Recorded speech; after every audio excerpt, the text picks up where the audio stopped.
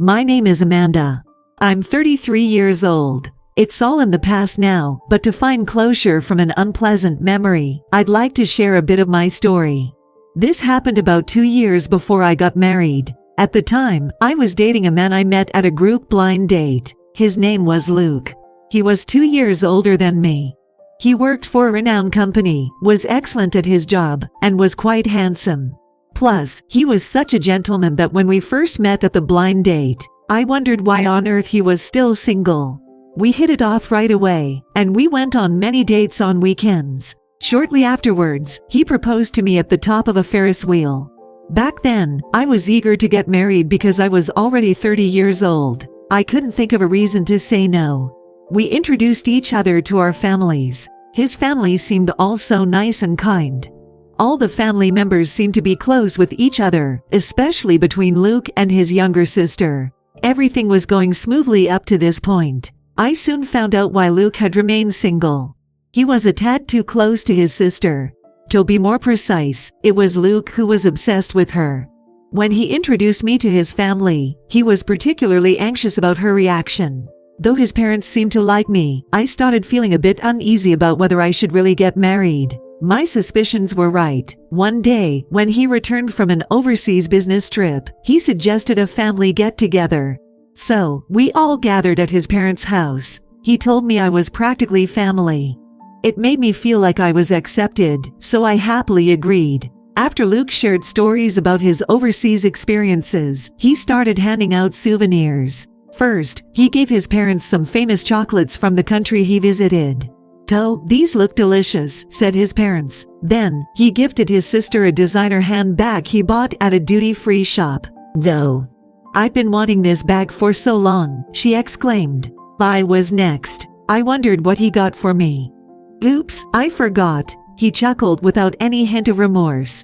The room filled with an awkward silence. I thought it was not a big deal because he simply forgot. I hoped his childlike nature would change after we got married. I tried to not care about it anymore and went home. I didn't bring up about it since then because I felt like it might open up a can of worms. I was eager to get married. At that time, I was obsessed with marriage. After a while, Luke and I planned to go to an amusement park. Since he had forgotten to buy me a souvenir, I secretly hoped he would make it up to me this time around. As I waited in front of the amusement park, I saw Luke waving at me from a distance. Looking closer, there was another person with him. His sister. I was taken aback as I wasn't informed about this. "Is she coming too?" To my surprise, Luke casually replied, "Well, it's been a while since we've been to an amusement park. Isn't it natural to bring my sister along?" "I wasn't told about this," I complained, and he snapped back at me. "We should share fun moments with family, right? It's not about whether I told you or not." "Geez, you're really narrow-minded." His sister looked awkward seeing the quarrel between us, so I tried to hold back my anger. But my frustration kept building. "Oh, I forgot my wallet. You have yours, right?" he said. In the end, I had to cover the entire amusement park entrance fee, and Luke only paid attention to his sister, not me. I was so dumbfounded, all I could do was look up at the sky. And then, the defining day came. It was around my birthday. He forgot to buy me a souvenir and made me pay the entrance fee. I had put up with so much. I was hoping this time would be wonderful. Luke had made a reservation at a well-established restaurant. When I heard that, I was overjoyed, and all my previous frustrations vanished. The day came. I put on my favorite dress and did my makeup nicely. As we enjoyed our meal and conversation at the restaurant, Luke's phone rang. I had a bad feeling. Of course, it was his sister. "Yeah, I got it. I'll be right there." He hung up the phone and then casually said, "My sister needs me, so I gotta go." "What? Why?" "She lives alone, and she saw a cockroach in her room. She wants me to come over to get rid of it. I need to go ASAP," he said nonchalantly. "No, please stay with me today." I pleaded. "I can't," he said. "I can't believe this." When I got upset, he snapped back again. Family helps each other out in tough times. If you can't understand that, you're really cold-hearted. But it's my birthday today. I was on the verge of tears. "I can't believe you'd treat my precious sister like that. This is over." And then he left the restaurant without even paying the bill. I couldn't eat half the meal and ended up paying for both of us. I felt like our relationship was over. A few days later, I got a message from him asking to break up and our marriage plan was over. After breaking up with Luke, I was down for a while. But as time passed and I gained clarity, I felt it was a blessing in disguise. Even if we had made it to marriage, I couldn't see Luke's personality or relationship with his sister changing. It would have been a constant struggle. Gradually, my feelings shifted, and I started catching up on all the work I had piled up during my relationship with him. I often worked late, usually being the last person to leave the office. That day, I was working overtime again. I thought I was the only one left, but my colleague was still there. He is 2 years younger than me. We're not in the same team, so we usually just exchange greetings. He was handling a major project. I always thought he was quite handsome. While he was looking down, he suddenly looked up, and our eyes met just as I looked up from my computer. "You've been staying late a lot lately, haven't you?" He had such a pleasant voice. "Well, I'm just trying to catch up on work, like homework back in the day." He laughed. "Haga. I'm in the same boat. It never seems to end. It's different for you. You're tackling a big project while I'm just doing routine tasks. So, your work is much more important," I told him. Then he casually asked, "How about dinner after work?" After work, we went to a local diner and chatted over. The terrible breakup I'd experienced became a laughing matter. He laughed it off. "What? That's hilarious." From that day on, we became good friends.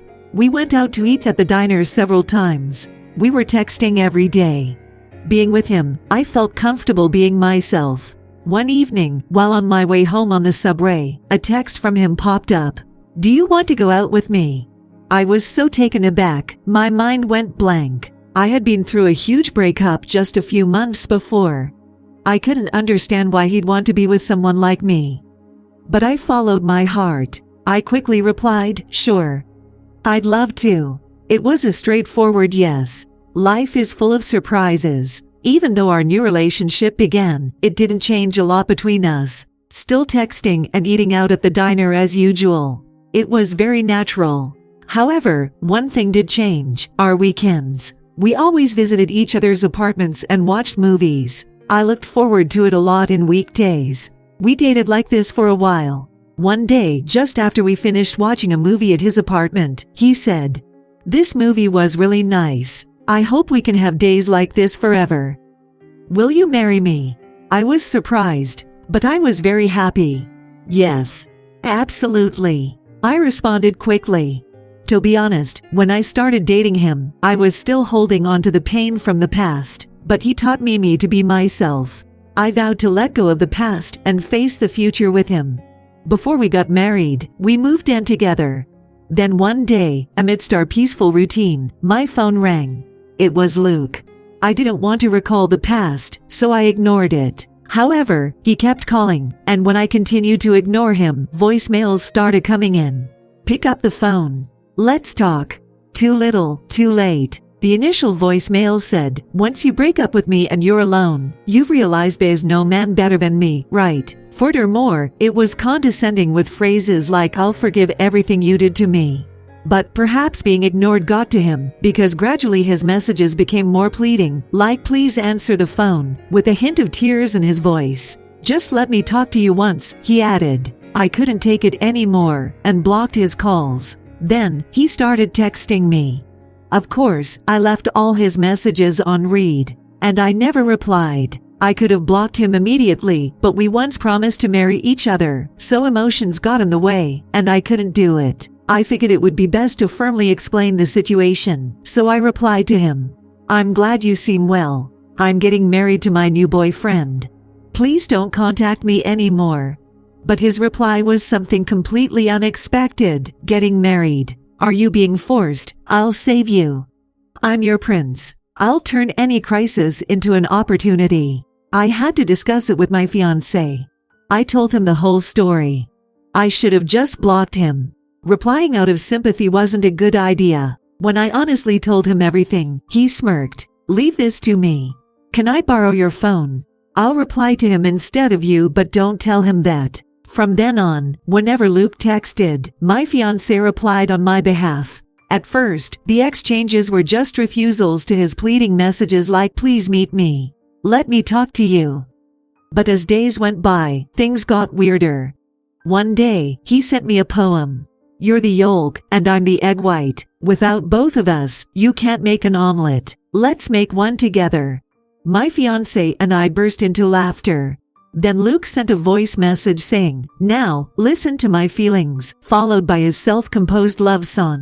It was so hilarious, we laughed even harder.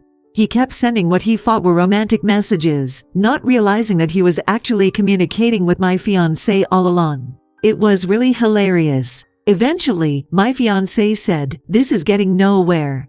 I'll meet him in person. Let's meet with your parents and your sister. I have something important to discuss." We weren't sure how he'd react, but we sent a somewhat leading message from our end.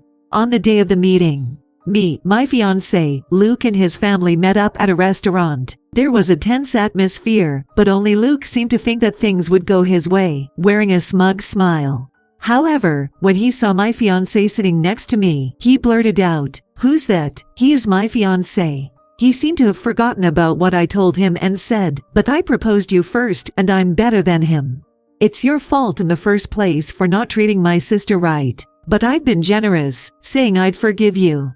That's when my fiancé, who had been quiet all along, spoke up. "She clearly told you through the texts not to contact her anymore. You probably forced her to say that, right?" To that, finally I clarified. "Actually, I asked him to reply to you instead of me." "Huh? What do you mean?" He was completely baffled. "The person you thought you were texting with, it wasn't me. It was my fiancé. We really enjoyed your poems and love songs. Thanks for the laughs." "What?" Luke's mouth hung open in shock. "She's been mentally drained because you've been contacting her so often.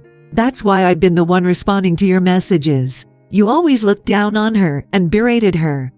There's no way a man like you could marry her," he calmly stated. "But I proposed to her first. What was he even talking about?" He still didn't get it. "You're the one who said it's over, right? It's done. I'm marrying him now, so never contact me again," I firmly told him. "What about me? Did you ever think about my position at work? This is outrageous." As he shouted and made a scene, his father, with a stern face, spoke up.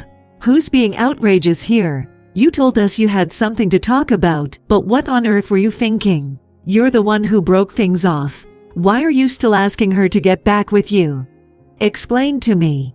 His father's sudden outburst made Luke's eyes widen in surprise. "Well, I announced at work that I was getting married. It would be embarrassing if I didn't get married. I wanted to find someone else, but I couldn't find the right one.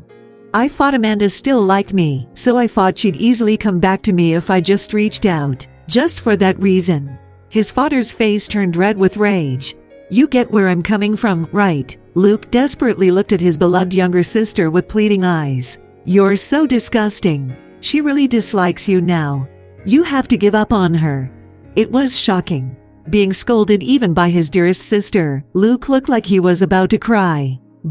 Luke started, but his father forced him to stop speaking. "I'm deeply sorry for my son's disgraceful behavior.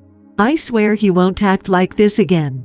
Please forgive us." As his father pulled Luke back, Luke hit the table with a loud thud.